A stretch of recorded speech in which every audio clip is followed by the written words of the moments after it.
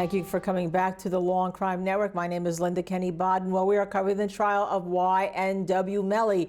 Did he murder, kill his two friends, YNW Sack Chaser and YNW Juvie? The prosecution is trying to prove their case through the admission of forensic evidence dealing with a firearm that they don't have. But let's go into court and listen to their firearms examiner. He's been on the stand for a while. His name is George Bello.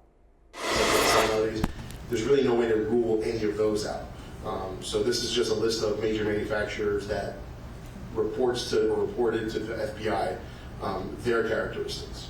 And so approximately how many firearms were listed out in this case? I have to look at the Can you refresh your recollection? Please feel free to do so. Slow cut when you've done so.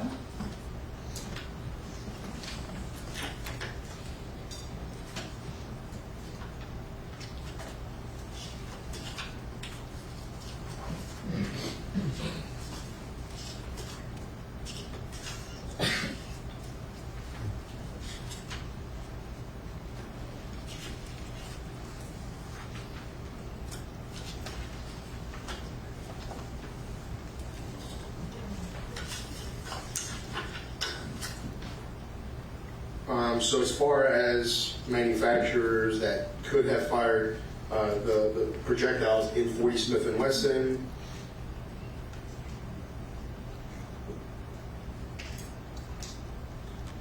there's about 15 different major manufacturers. I also ran it again with, there was two submissions to me in the case. Okay. So there was an initial submission that contained 3 projectiles, and then there was an initial secondary submission which contained projectiles from the medical examiner's office. And based on the characteristics of the second submission, there was, I think, an even larger number.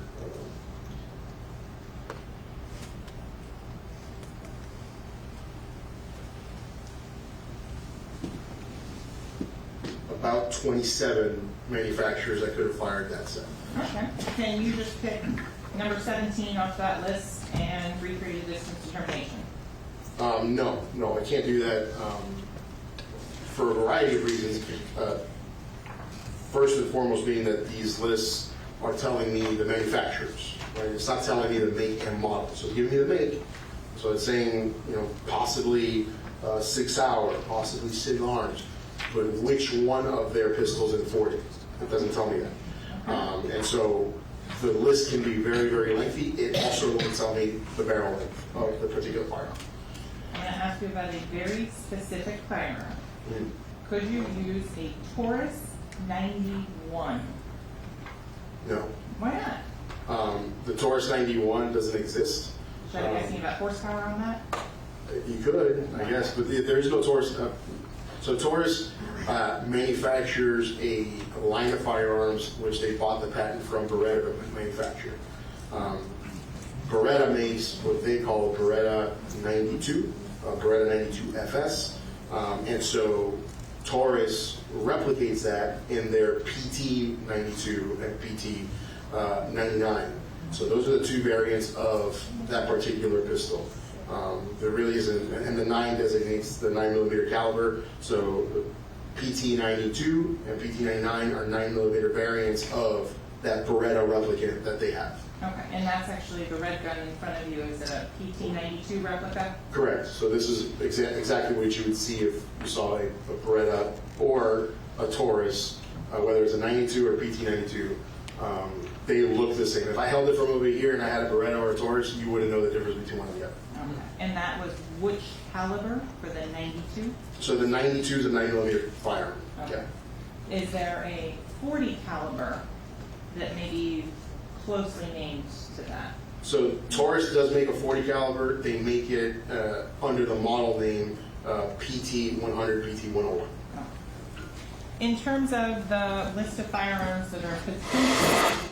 Okay, we are still discussing firearms examiner's testimony, George Bello, who seems to know what he is talking about. Unfortunately, he doesn't have the gun that killed the two people that died here. So let me bring my guest in to discuss this. You know him very well.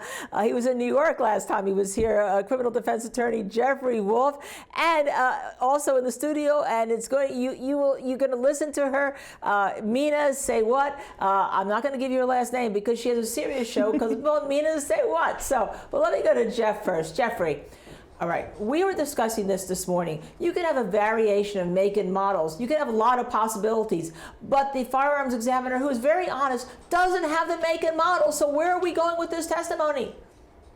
Well, I mean, usually if you're going to bore a jury to tears with a dry expert witness, it's going to be because there's a really salient point in there. Hopefully they get to it at some point, because if you don't have the gun and you don't know which gun it was, all they're really going to do is be playing guesswork. And in my experience, juries hate when experts play guesswork unless they're extremely engaging and they can't help but listen. And let me talk to Mina. Mina, you're in the studio with me right now. Thank you for so happy having to me. have you, and you have your show on SiriusXM. You're a host. What do you think is the high point and the low point of this testimony? I have not seen a high point. I'm waiting for evidence that actually ties Melly to this crime. And I think the low point has really been how egregiously stretched out this is, right? We're waiting. Where's the evidence? And everything is very inconclusive at this point. It's a lot of should have, could have, we think, perhaps. There's no gun. We don't know where this crime took place. There's no video of the crime. And all we've really seen at this point is forensic evidence, pictures, talk of cell phone data, a gun that no one knows what the gun is, you know, who shot the gun. At this point, it's all a big mystery, and we're just waiting for some actual evidence, because we're talking about a man's life here. Right? The death penalty is on the line right now. So when you're talking about a person's life, you want to be sure and you want to have all the evidence that you need in order to make that choice. The evidence is just not there right now. And that will be interesting to see. We've been talking here in the studio all morning about that the jury could be absolutely bored, because we have been bored, even though the witness seems to be a very honest witness, and he may not have the evidence to give it to the jury to convict YNW Melly. And again, it's not just his life. We have to remember there were also two victims here. No matter what, they were killed, they are dead, and we need certainty and we need justice, and we have to do it right.